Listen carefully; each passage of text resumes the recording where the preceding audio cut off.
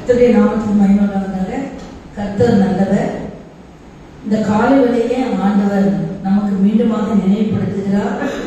நாமெல்லாம் களிமண் தான், ஆனால் ஆண்டவர் தான் குயவன். நாம் வெறுமையாக இருந்தோம், விலை போகாமல் இருந்தோம், நாம் விரும்புவார் இல்லாமல் இருந்தோம்.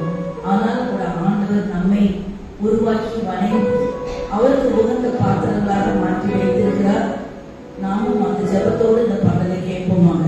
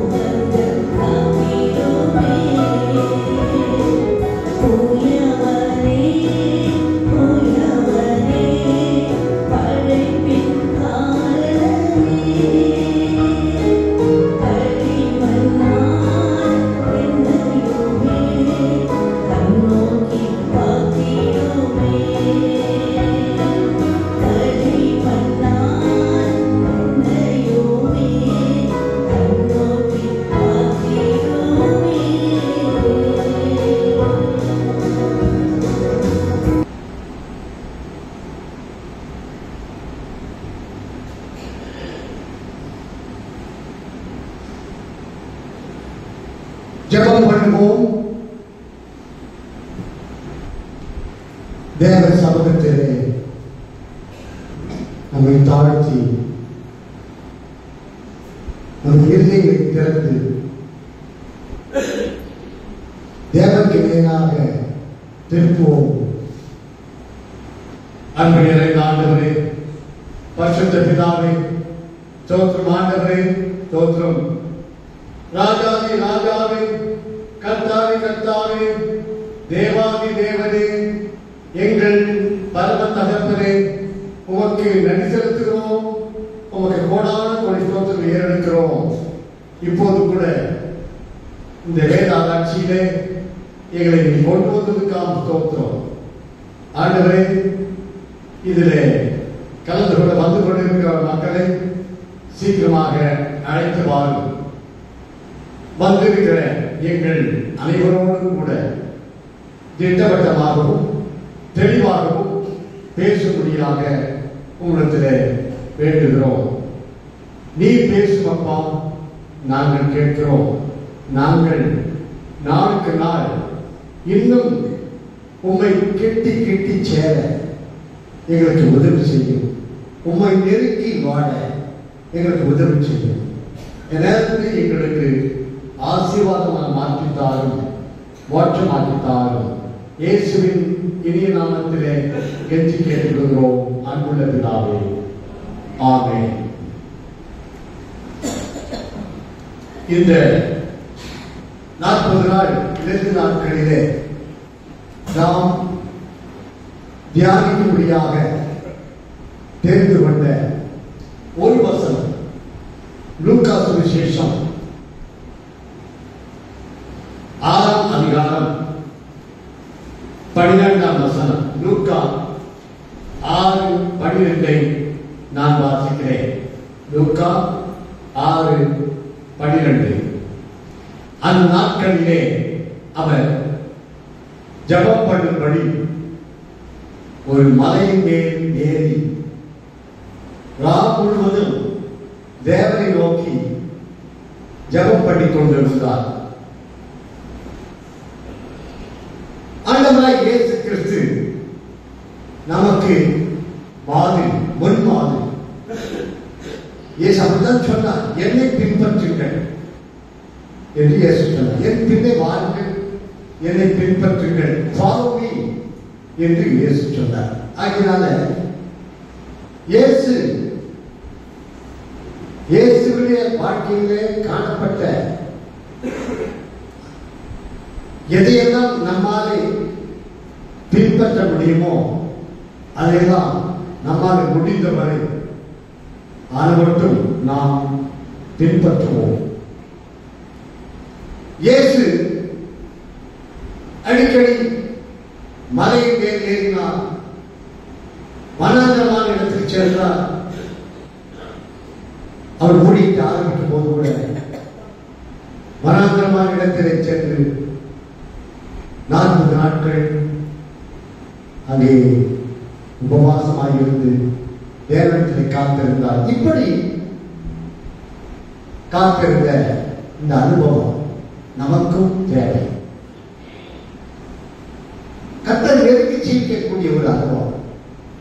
இந்த 40 நாட்கள் இந்த வேதாராய்ச்சியிலே ஒவ்வொரு நாளும் நாம் தியானிக்கக்கூடிய தேவ செய்தியின் தலைப்பு மலை மேல் ஏறும் அனுபவம். மலை மேல் ஏறும் அனுபவம் என்றால் மலை மேலதான் ஏற வேண்டும் என்ற அர்த்தம் அல்ல. எல்லா நாளும் மலை மேல் ஏற முடியாது. மலை மேல் ஏறுவது என்று சொன்னால் தேவனோடு கூட நாம் நேரத்தை செலவிடுவது, வேதத்தை தியானிப்பதிலும் கர்த்தரை நோக்கி ஜெபிப்பதிலும் எவ்வளவு நேரத்தை நாம் தேவனோடு கூட செலவிடுகிறோம். அதுதான் தேவனோடு கூட நேரத்தை செலவிடுவது. அதுதான் மலை மேலே ஏறுவது. அதனால நம்முடைய வாழ்க்கையில மலை மேல் ஏறிவிட்டால் போதாது, தேவனோடு கூட நம் நேரத்தை செலவிட வேண்டும்.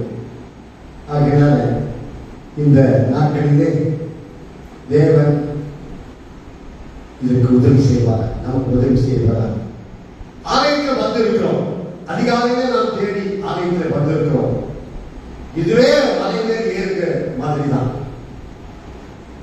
நாம் எப்போது கர்த்தரை கிட்டி சேருகிறோமோ, கர்த்தரை நெருக்கி இருக்கிறோமோ, கர்த்தரை சமூகத்தில் வருகிறோமோ, அதுவே மலையிலே ஏறுகிற ஒரு அனுபவம் தான். ஆகினால அன்று இயேசு மலை மேலே ஏறுகிறது போல நான் ஏறவில்லையே என்று நாம் கவலைப்பட வேண்டிய அவசியம் இல்லை. கர்த்தரோடு கூட நெருங்கி ஜீவிப்பதுதான், அதுதான் முக்கியம். ஆகினால இந்த 40 நாட்களும் மலைமேல் ஏறும் அனுபவம், அதிலும் மோசேயை குறித்து நாம் தியானிக்க போகிறோம். மோசே அடிக்கடி மலைமேல் ஏறினார், ஏறினார் இறங்கினார், ஏறினார் இறங்கினார் என்று திரும்ப திரும்ப வாசிக்கிறோம்.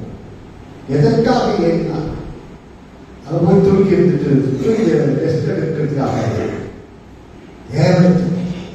மோசே அடிக்கடி அதனை 40 நாள் பசியாகவும் குடியாகவும்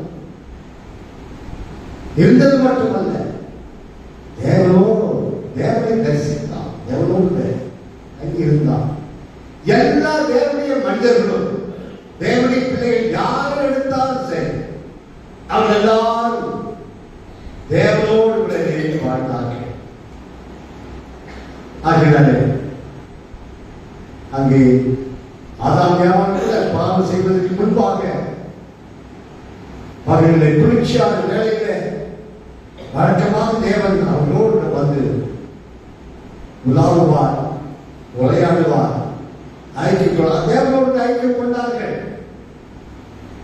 தேவனை மனிதர் எல்லாரும் தேவனோடு ஐக்கியம் கொண்டார்கள். அதுதான் மலைமேல் இருக்கிற அனுபவம். ஏனோக்கு தேவனோடு சஞ்சரித்தார் என்று வாசிக்கிறோம். நோவா தேவனோடு சஞ்சரித்தார் என்று வாசிக்கிறோம். இதுதான் மலைமேல் இருக்கிறார். தேவனோடு சஞ்சரிக்கிற, தேவனோடு கூட உறவு வைத்துக் கொள்கிற, உரையாடுகிற இந்த அனுபவம் தான் மலைமேல் இருக்கிற அனுபவம். ஆகினால இந்த கிருபையின் நாட்களை நாம் பயன்படுத்தி மலைமேல் ஏறுகிற அனுபவத்தை நாம் பெற்றுக்கொள்வோம். நம்முடைய வாழ்க்கையில நாளுக்கு நாள் கர்த்தரோடு நெருங்கி ஜீவிக்க நேற்றை விட இன்னைக்கு அதிகமாக, இன்னைய விட நாளைக்கு இன்னும் அதிகமாக இன்னும் கர்த்தரோடு நெருங்கி ஜீவிக்க நாம் முயற்சிக்கிறோம். எல்லா தேவனுடைய பிள்ளைகளுக்கும் இது தானாக வரக்கூடிய ஒரு வாஞ்சை, ஒரு விருப்பம். யாரும் சொல்லி சொல்லி அவனை குத்தி ஏறு ஏறு ஏறு என்று சொல்றது அதல்ல. தேவனுடைய பிள்ளைகள் யாராக இருந்தாலும், ரட்சிக்கப்பட்டிருக்கிற தேவனுடைய பிள்ளைகள் யாராக இருந்தாலும் சரி, எல்லாருக்கும் எப்படியாவது இன்னும் நெருங்கி ஜீவிக்கிறோம், நான் எப்படியாவது இன்னும் கர்த்தருக்கு பிரியமாக வாழ வேண்டும், நான் எப்படியாவது இன்னும் பரிசுத்தமாக வாழ வேண்டும், கர்த்தரோடு நான் நெருங்க வேண்டும் என்ற இந்த வார்த்தை விருப்பம் நம்ம எல்லாருக்குமே இருக்கும். ஆகினால இது தானாக வரக்கூடிய ஒரு அனுபவம். இதை நாம் விரும்ப வேண்டும், வாஞ்சிக்க வேண்டும். இங்கே மோசே யாத்திரையாகும் 3ஆம் அதிகாரம் 40 வேதாட்சி எல்லா நாட்களிலும் மோசே குறித்து தான் நாம் தியானிக்க போகிறோம். எப்படி அவர் மலைமேல் எப்படி அவர் ஆசீர்வாதத்தை பெற்றுக்கொண்டார், இவைகளை குறித்து தான் நாம் பார்க்க போகிறோம். ஆதியாகமம் அல்லது யாத்திரையாகமம் 3ஆம் அதிகாரம் முதல் வசனத்தை வாசியுங்கள். மோசே மீதியான் தேசத்தில் ஆசாரியனாய் இருந்த தன் மாமனாகிய எத்திரோவின் ஆடுகளை மேய்த்து வந்தான். அவன் ஆடுகளை வனாந்தரத்தின் பின்புறத்திலே ஓட்டி தேவ பர்வதமாகிய ஓரேப் மட்டும் வந்தான். தேவ பர்வதமாகிய ஓரேப் மட்டும் வந்தான். தேவ பர்வதம் என்றால் மலை. மலை கிட்ட வந்துட்டான். ஆமா, அதாவது மலை என்பது எதுக்கு இருக்கிறது? மேலான அனுபவம், உயர்ந்த அனுபவம், உன்னத அனுபவம், தேவனை தேடுகிற ஒரு அனுபவம். ஆகையினால எல்லா தேவனுடைய பிள்ளைகளும் தான் தேடினார்.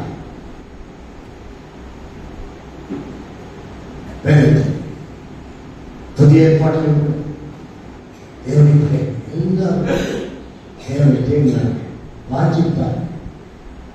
அதுதான் அவர் நோக்கம். நம்முடைய நோக்கம் எல்லாம் தேவனை நோக்கியே இருக்க வேண்டும்.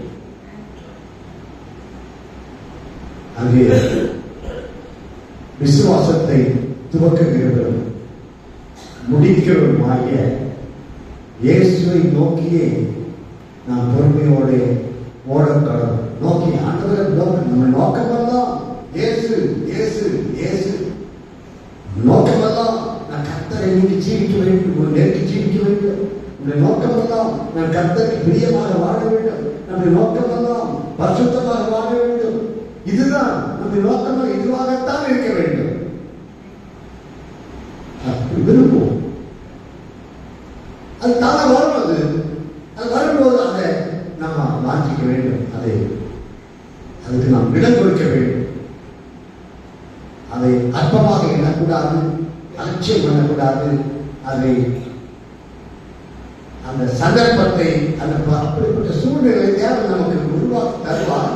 அந்த வாங்கிய விருப்பத்தை தருவார். அதை நாம் பயன்படுத்திக் கொள்ள வேண்டும். அதனால இங்கே மோசே தேவ பர்வதம் மலையில அந்த முதல் அனுபவம் இதுதான்.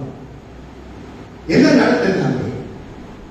மோசேக்கு இப்படி பர்வதத்தில் மலையில அது வந்தபடியினாலே 3 ஆசீர்வாதங்கள், 3 அனுபவங்கள் அங்கே நாம் பார்க்கிறோம். முதலாவதாக 3ஆம் வசனத்தை வாசியுங்கள். அப்பொழுது மோசே, இந்த முட்செடி வெந்து போகாதிருக்கிறது என்ன? நான் கிட்ட போய் இந்த அற்புத காட்சியை பார்ப்பேன் என்றான். அற்புத காட்சி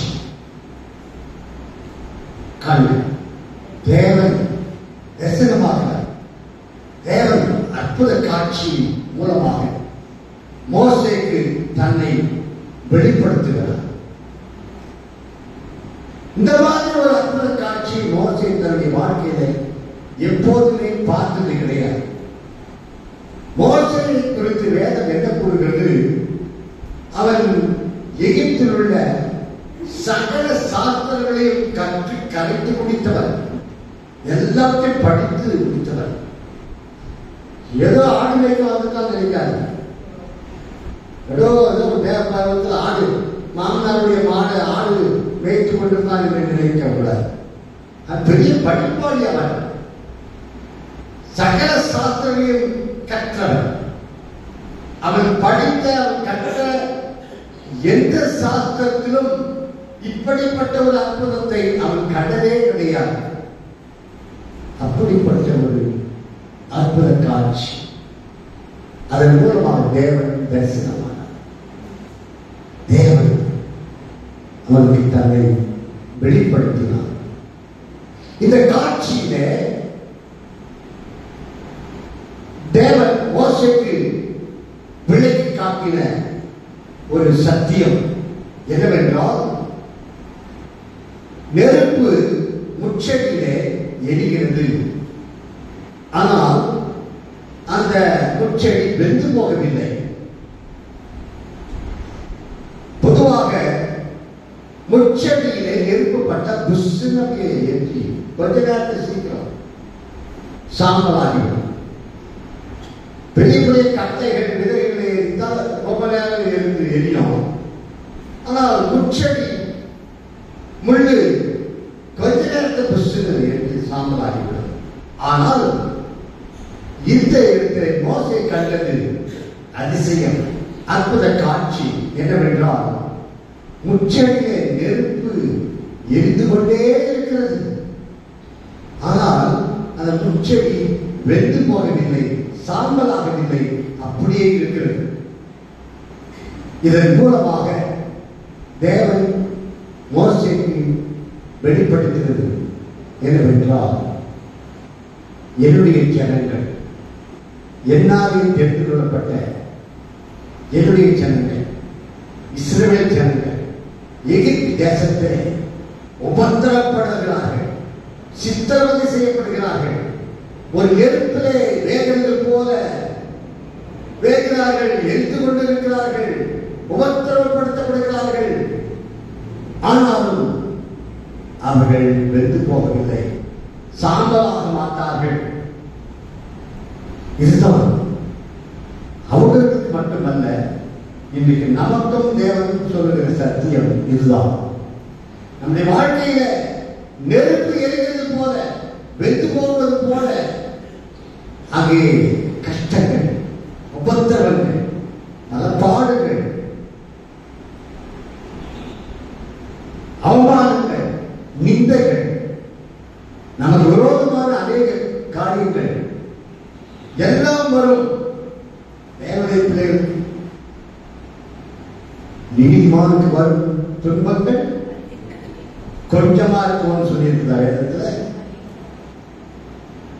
மற்ற உலக மனுஷனுக்கெல்லாம் கஷ்டம் ரொம்ப வரும், தேவனுடைய பிள்ளைகளுக்கு, நீதிமான்களுக்கு கஷ்டம் கொஞ்சம் வரும்னு சொல்லியிருக்கிறார் இடத்துல. இல்ல, என்ன சொல்ல, நீதிமானுக்கு வரும் துன்பங்கள் அநேகமாயிருக்கும், மற்றவர்களுக்கு வருவதை விட நமக்கு அதிகமா இருக்கும். ஆனாலும் அவன் எல்லாவற்றிலிருந்தும் தேவன் அவர்களை விடுவித்தார். அதுதான் அற்புதம், அற்புத காட்சி. தான் மற்ற மக்களுக்கு நாம் ஒரு அற்புத காட்சி. என்ன இது, இப்படி இவருக்கு வந்தது, இவ்வளவு கஷ்டம், இவ்வளவு உபத்திரவு வருது, ஆனாலும் கூட நல்லா இருக்காங்க. ஒண்ணுதான் அழிஞ்சிருவாங்க, ஒழிஞ்சிருவாங்க,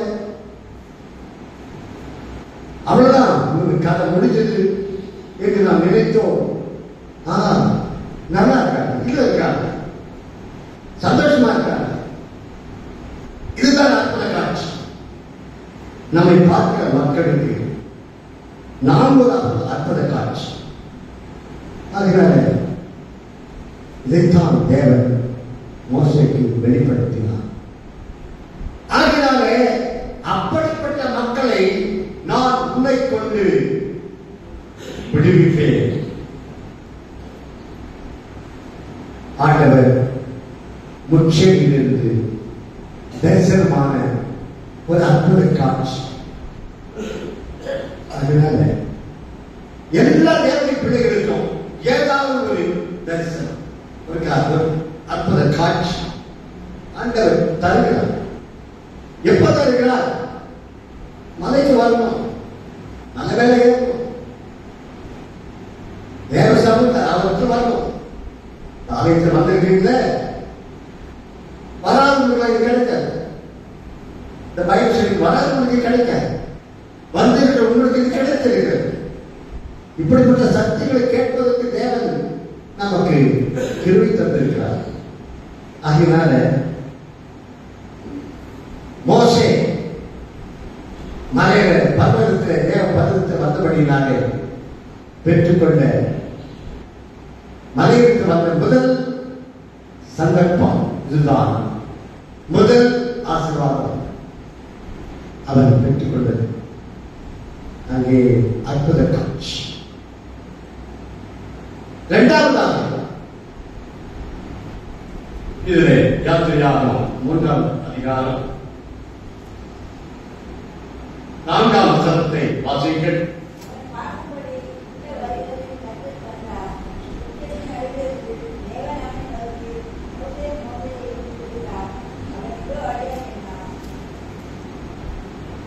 தேவன்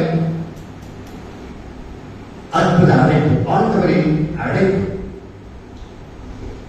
முதலாவதாக அற்புத காட்சி. என்னது? எவ்வளவு துன்பம் வந்தாலும், எவ்வளவு சோதனை வந்தாலும், எவ்வளவு பாடு வந்தாலும், எவ்வளவு வியாதி வந்தாலும் நாம் நிர்பந்தமாவதில்லை, நாம் அழிந்து போவதில்லை, நாம் மடிந்து போவதில்லை. எழுந்து நிற்போம். நீதிமான் 7 தரம் விழுந்தாலும் எழுந்து நிற்பான். அதான் அற்புத காட்சி. 1 பேதுரு 1ஆம் அதிகாரம் 7ஆம் வசனத்தை வாசிங்கள். 1 பேதுரு 1ஆம் அதிகாரம் 7ஆம் வசனம். அழிந்து போகிற பொன் அக்கினியினாலே சோதிக்கப்படும், அதை பார்க்கிலும் அதிக விலையில் பெற்றதாக இருக்கிற உங்கள் விசுவாசம் சோதிக்கப்பட்டு வெளிப்படும் போது உங்களுக்கு புகழ்ச்சியும் கனமும் மகிமையும் உண்டாக காணப்பட்டது. அதனால தேவன் எப்படி ஒரு அக்கினி ஒரு அக்கினி பொன்னை புடமிடுகிறதோ அதுபோல தேவன் நம்மை நம்முடைய விசுவாசத்தை ஆண்டவர் புடமிடுகிறார். புடமிட புடமிட அந்த பொன் எப்படியாகிறது? பரிசுத்தமாய்க் கொண்டே இருக்கிறது. ரொம்ப தட்டான், ரொம்ப ஊதிட்டான், ரொம்ப நெருப்பு ஆயிடுச்சு, பொண்ணு தீக்கி போச்சு. அப்படியா? சில நேரங்களில் பாஸ்டர் தோசை தீர்ப்பு போடாம மறந்துடுவாங்க. அது என்ன ஆகும்? என்ன மாதிரி கற்பாங்க, வாய வைக்க முடியாது, கஷ்டம்.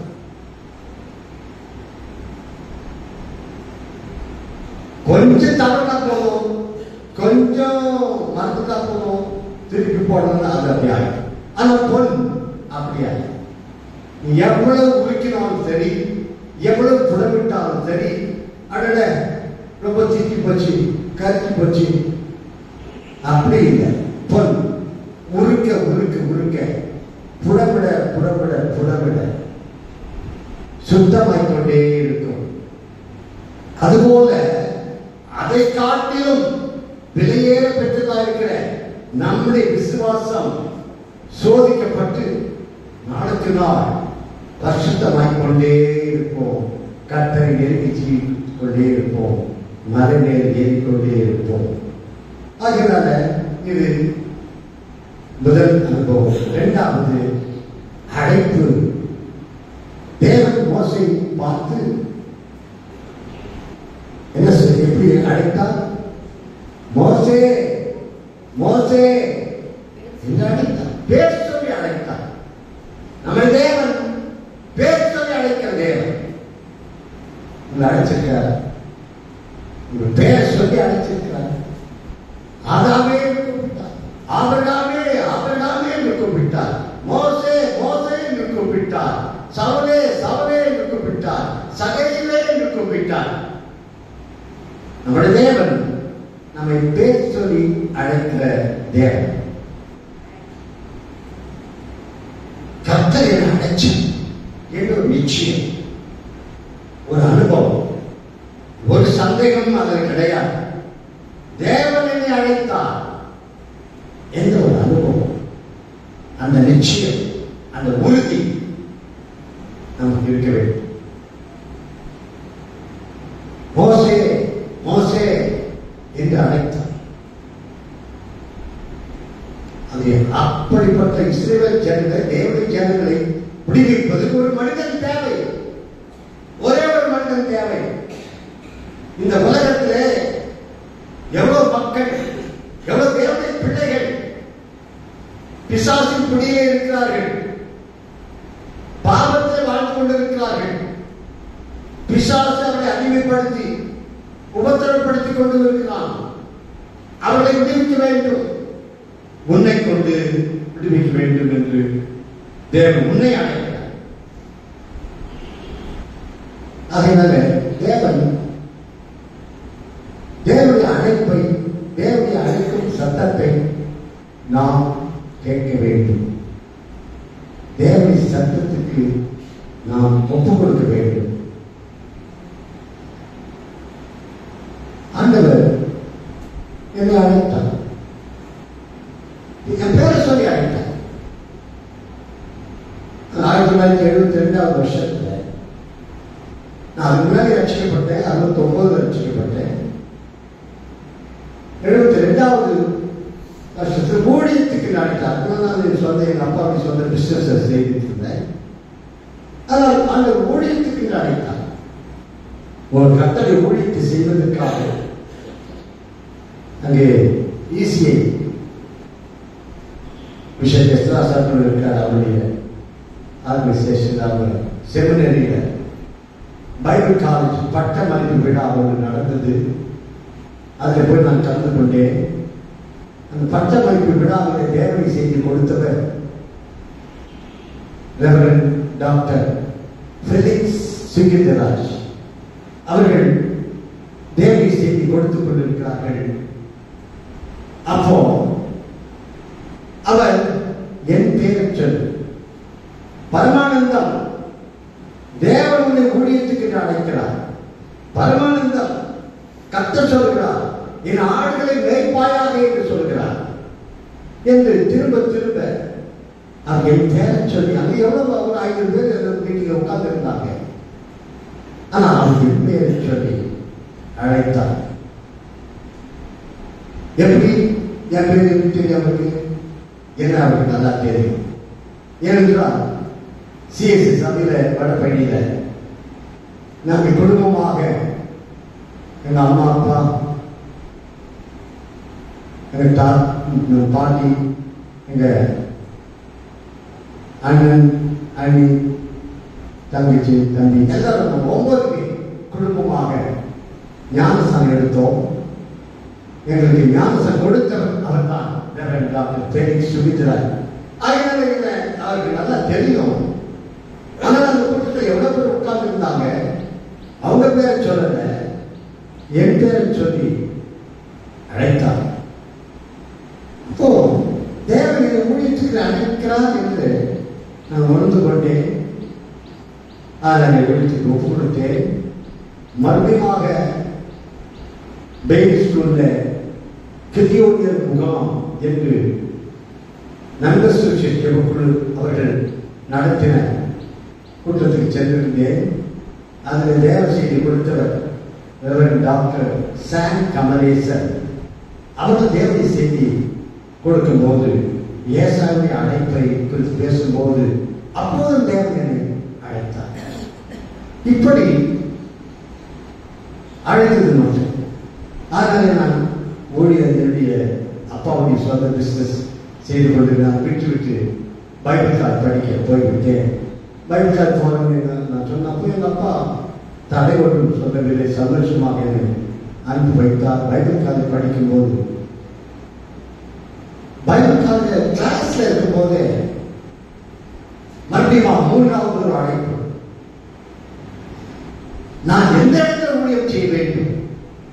நான் என்ன நினைத்தேன், நண்பர் சுவிசேஷ குழுவில அங்கே ஒப்பு கொடுத்தபடினால அவர்கள் மூலமாகவே வட இந்தியாவில் போயிட்டு ஊழியம் செய்யலாம் என்று நான் நினைத்தேன். அப்படி அதற்காக முயற்சியும் செய்தேன், அதற்காக அப்ளையும் பண்ணினேன். ஆனால் அவர்கள் எடுக்கவில்லை. அதன் பிறகுதான் பைபிள் காலேஜ் படிக்க வந்துவிட்டேன். நான் பைபிள் காலேஜ் படித்துக் கொண்டிருந்த கிளாஸ்ல இருக்கும்போது ஒரு வெள்ளக்கார அம்மா, மிஸ் ஷெல்டன், கல்யாணம் ஆகாதுங்க அந்த அம்மா, வெள்ளக்கார. அவங்க எனக்கு எரேமியா தீர்க்கதரிசியை பற்றி புத்தகத்தை பற்றி பாடம் நடத்தி கொண்டிருந்த பொழுது எனக்கு திட்டவட்டமாக நான் வடஇந்தியாவில் போய் ஊழியம் செய்ய வேண்டும் என்று இருந்தேன். ஆனால் கர்த்தர் திட்டவட்டமாக சொன்னது, இங்கேதான் சொந்த ஊர்ல தான், பிறந்து வளர்ந்த ஊர்ல தான் ஊழியம் செய்ய வேண்டும், எருசலேமிலே ஊழியம் செய்ய வேண்டும் என்பதை ஆண்டவர் குறிப்பாக வெளிப்படுத்தினார். ஆகையால இப்படி தேவனுடைய அழைப்பு நம்முடைய வாழ்க்கையில தெளிவாக இருக்க வேண்டும். திட்டவட்டமாக இருக்க வேண்டும், குறிப்பாக இருக்க வேண்டும். தேவன் என்னை அழைத்தார் என்ற ஒரு அனுபவம், ஒரு உறுதி, நிச்சயம் நமக்கு இருக்க வேண்டும். உன்னை கொண்டு உன்னை தேவன் அழைக்கிறார். உன் வாழ்க்கையில நான் ஏதோ சர்ச்சைக்கு வர ஏற்றுக்கொண்டு வரேன், பாட்டு பாடுறேன், காணிக்கை கொடுக்குறேன், போறேன், அப்படி அல்ல. உன்னை கொண்டு தேவன் ஏதோ ஒரு காரியத்தை செய்ய வேண்டும் என்று விரும்புகிறார். உன்னை கொண்டு சில மக்களை கர்த்தரிடத்திலே கொண்டு வர வேண்டும் என்று விரும்புகிறார். எகிப்து தேசத்தில் அடிமையாக கிடந்த இஸ்ரவேலர்களை விடுவிக்கும்படியாக தேவன் மோசேயை அழைத்தார். அதுதான், அதற்காகத்தான் அழைத்தார். அதனால நம்முடைய வாழ்க்கையில ஒன்றை கொண்டு மக்களை ரட்சிப்புகள் வழிநடத்த, கர்த்தருக்குள் வழிநடத்த, அநேகரை இயேசுவை அறியாத மக்களை இயேசுவை கொண்டு வர உன்னை கருவியாக பயன்படுத்த தேவன் விரும்புகிறார். ஆகையால் இந்த அழைப்பு ஆண்டவர் நமக்கு தருகிறார். எபிரேயர் 5ஆம் அதிகாரம் 4ஆம் வசனத்தை வாசியுங்கள். எபிரேயர் 5:4. ஆரோனைப் போல தேவனால் அழைக்கப்பட்டால் ஒழிய ஒருவனும் இந்த கனமான ஊழியத்துக்கு தானாக ஏற்படுகிறதில்லை. தேவனுடைய ஊழியத்துக்கு, தேவனுடைய ஊழியத்தை செய்வதற்கு நாம இஷ்டப்பட்டு வருவதல்ல, தேவன் அழைக்க வேண்டும். அநேக எந்த வேலையை செய்து தேடி பார்க்கிறாங்க, எதுவும் செட் ஆகல, எந்த வேலையும் கிடைக்கல, எங்கெங்க அப்ளை பண்ணுகிறார்கள், எந்த வேலையும் கிடைக்கல. கடைசி சரி ஊழியத்துக்கு போயிருந்தாங்க, ஊழியத்துக்கு வந்தாங்க.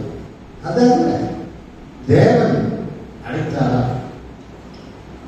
நம்முடைய வாழ்க்கையில தேவன் என்னை அழைத்தார் என்ற அந்த அனுபவம் இருக்க வேண்டும். சிலர் என்ன பண்ணுவாங்க, பிள்ளைகள் நல்லா படிக்க வைப்பாங்க, என்ஜினியரிங், டாக்டர் என்று சொல்லி பல பிள்ளைகள்லாம் படிக்க வைப்பாங்க.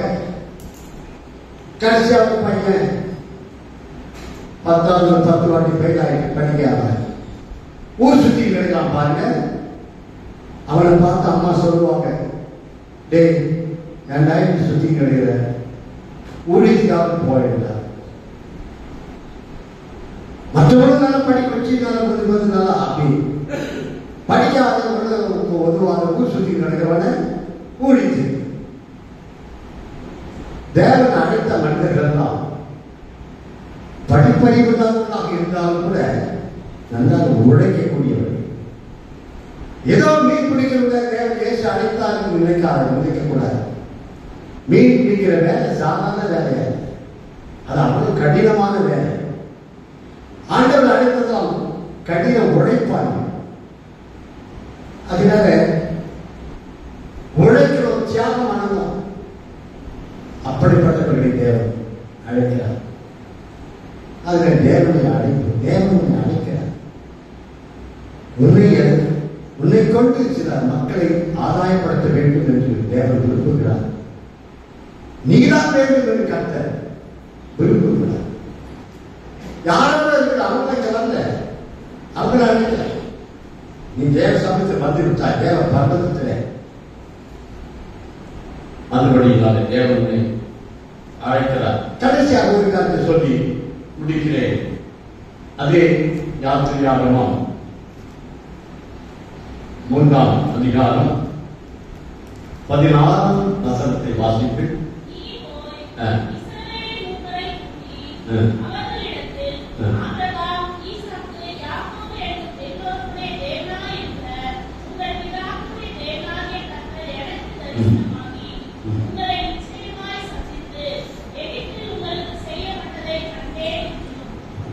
கர்த்தர் எனக்கு தரிசனமானார்.